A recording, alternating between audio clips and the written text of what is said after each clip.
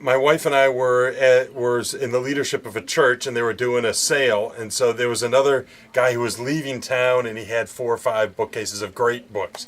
And I said, listen, can I take these and we'll sell it at our sale to raise money for the church? They said, great, we can do that. So we bought it and we sold 3 books. So now we've got 4 bookcases worth of books. And we say, well, what are we going to do with it? Let's start selling them. Like, let's go to Columbus Flea Market. We'll sell it up at Columbus Flea Market. We ended up also buying books there, and we just started growing. And so we started in the basement of our house. We're up to now 10 bookcases, and we start inviting used bookstore owners to the house. And we get them drunk, and they play Scrabble, and they go home and buy stuff wholesale. And after a while, people were just saying, so why, at what point are you going to open your own store instead of, So we kind of backed into it that way.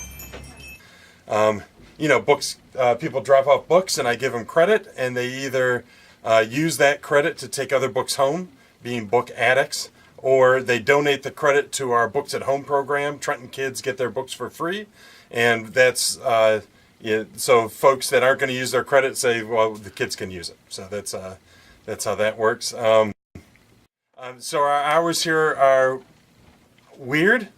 We're open for lunchtimes from 12 to 2, Tuesday through Friday, and then we reopen on Friday nights from 6 until midnight for the Scrabble Club and for readers, and then Saturdays from 11 to 4. We found, because it's a capital city, that 90-95% of the business is just at lunchtime, and then not too much before and after, so we have sort of weird hours because of that.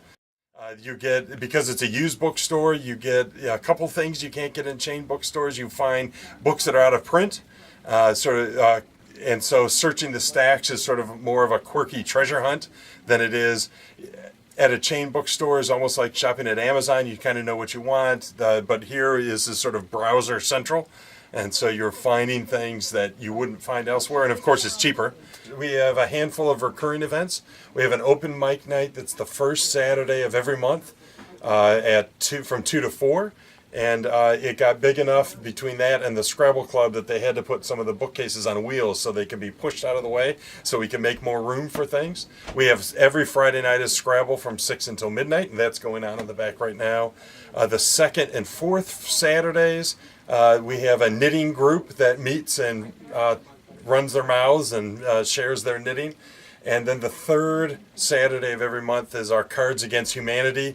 It started to be other games, but they're so addicted to Cards Against Humanity that's all they play anymore.